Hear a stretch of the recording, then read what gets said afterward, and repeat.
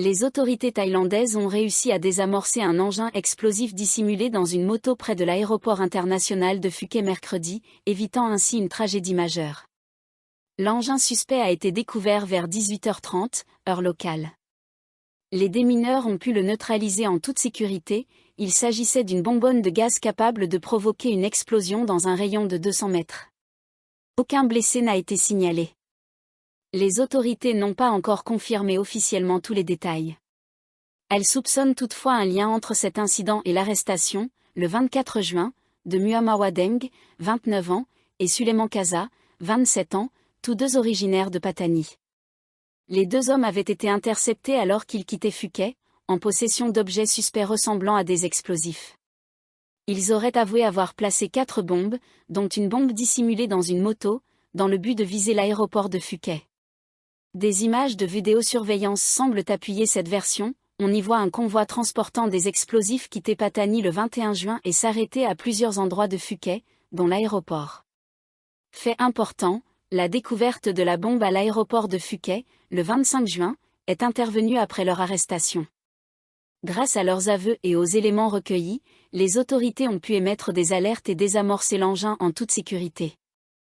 Malgré la menace, les opérations à l'aéroport de Phuket n'ont pas été perturbées. Toutefois, les mesures de sécurité ont été renforcées, avec des contrôles plus stricts et une présence policière accrue.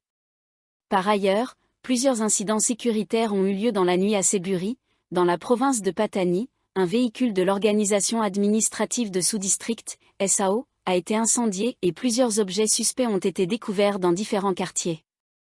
Les démineurs thaïlandais ont réussi à neutraliser un objet suspect retrouvé jeudi sur la plage de Patong, à Phuket, au lendemain d'une opération similaire qui avait permis de désamorcer un engin explosif dissimulé dans une moto près de l'aéroport. La police de l'unité de déminage, EOD, a confirmé avoir désamorcé l'objet, qui avait été caché sur cette plage très fréquentée par un individu encore non identifié. Aucun blessé ni dégâts n'a été signalé. Les autorités ont bouclé la zone immédiate autour de la découverte, mais les touristes situés en dehors du périmètre de sécurité, estimés entre 300 et 400 mètres, ont continué leurs activités normalement, sans signe de panique. L'objet suspect contenait apparemment un mécanisme à minuterie, bien que les autorités n'aient pas précisé la nature exacte de l'explosif. La police scientifique devrait recueillir d'autres éléments pour l'enquête. Avant la détonation contrôlée, les démineurs ont tiré 2 coups pour perturber d'éventuels signaux. Des journalistes situés à 200 mètres ont rapporté avoir entendu une forte explosion au moment de la neutralisation. La veille au soir, l'unité EOD de Phuket avait déjà réussi à désamorcer un engin explosif caché dans une moto abandonnée près du terminal passager de l'aéroport international de Phuket. Le général de division Saint-Lair Sukhom, commandant de la police provinciale de Phuket, a confirmé un renforcement significatif de la sécurité et des contrôles sur l'ensemble de l'île ces derniers jours. Les autorités estiment que la découverte des explosifs sur ces 2 sites de Phuket est liée à l'arrestation de 2 suspects interpellés alors qu'ils transportaient un engin explosif improvisé dans une voiture, dans la province voisine de Phang Nga. Le lieu où l'objet a été trouvé sur la plage de Patong correspond à la chronologie des déplacements des 2 suspects, qui étaient entrés à Phuket le 23 juin avant d'être arrêtés le 24. La porte-parole adjointe du gouvernement, Sasikarn Watanachan, a annoncé que la Thaïlande a remporté le prix du Top Global Spa and Wellness Destination. Cette distinction a été décernée par Hospitality Horizon, un célèbre magazine de voyage indien, lors d'une cérémonie organisée à Mumbai le 14 juin. Selon la porte-parole, la force de la Thaïlande réside dans son approche globale du bien-être, qui combine sagesse traditionnelle, nature et hospitalité de classe mondiale. Elle a déclaré que ce prix renforce l'image de la Thaïlande en tant que destination de santé et de bien-être reconnue à l'échelle mondiale, tout en contribuant à valoriser les services touristiques du pays. Cette annonce coïncide avec le salon Thailand Wellness and Healthcare Expo 2025, présenté comme le plus grand événement national dédié à la santé et à l'innovation. Il se tient du 26 au 29 juin au Centre international des expositions de Bangkok, BITEC. Plus de 120 millions de bahts de transactions commerciales y sont attendus. Sasikarn a réaffirmé l'engagement du gouvernement à poursuivre sa politique visant à faire de la Thaïlande un leader mondial dans le domaine de la santé et du bien-être, en cohérence avec le prestige de cette récente récompense. La première ministre Paetongtarn Shinawatra a récemment rencontré Bruno Van Welsenaer, directeur général de TL International, à la maison du gouvernement pour discuter du projet Tomorrowland Thailand 2026. Dans une publication sur les réseaux sociaux après la réunion, la chef du gouvernement a indiqué que cette discussion s'inscrit dans la continuité d'une initiative lancée par son prédécesseur, l'ancien Premier ministre Srettha Thavisin. Elle a précisé que le projet en est actuellement à la phase d'étude et de préparation. La Première ministre a souligné que le gouvernement souhaite que la Thaïlande soit le cœur de l'événement, et non un simple lieu d'accueil, en intégrant la culture thaïlandaise et la population locale à toutes les activités du festival, afin d'en maximiser les retombées pour le pays. Cette initiative est perçue comme une opportunité de mettre en valeur les artistes thaïlandais, de dynamiser l'industrie musicale nationale et d'instaurer un nouveau standard pour les concerts organisés en Thaïlande. L'objectif final est de positionner le pays comme une véritable destination mondiale d'événements. La Première ministre a présenté ce futur festival comme un élément central de la politique de soft power du gouvernement.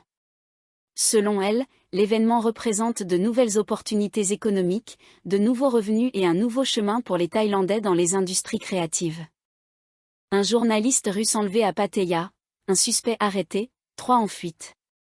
Un suspect a été arrêté, tandis que 3 autres sont toujours en fuite, après l'enlèvement d'un journaliste russe depuis son hôtel à Pattaya, dans la province de Chonburi. Le journaliste, David Blanc, âgé de 26 ans, a déclaré aux enquêteurs que 4 de ses compatriotes russes avaient fait irruption jeudi dans sa chambre d'hôtel, située dans la zone de Joncien-Soi 14. Sous la menace d'une arme, les agresseurs lui ont recouvert le visage avec un sac noir, l'ont frappé, puis menotté. Bien qu'entravé, M. Blanc a indiqué avoir réussi à s'échapper plusieurs heures plus tard, lorsqu'il a été laissé seul, et a pu trouver de l'aide dans un café voisin situé près d'une station-service. Selon son témoignage, les 4 hommes l'ont forcé à appeler sa compagne, Anna, également citoyenne russe, qui réside à Bangkok. Ils lui ont ensuite envoyé une vidéo montrant les mauvais traitements infligés à la victime, en la menaçant de le tuer si elle contactait les autorités.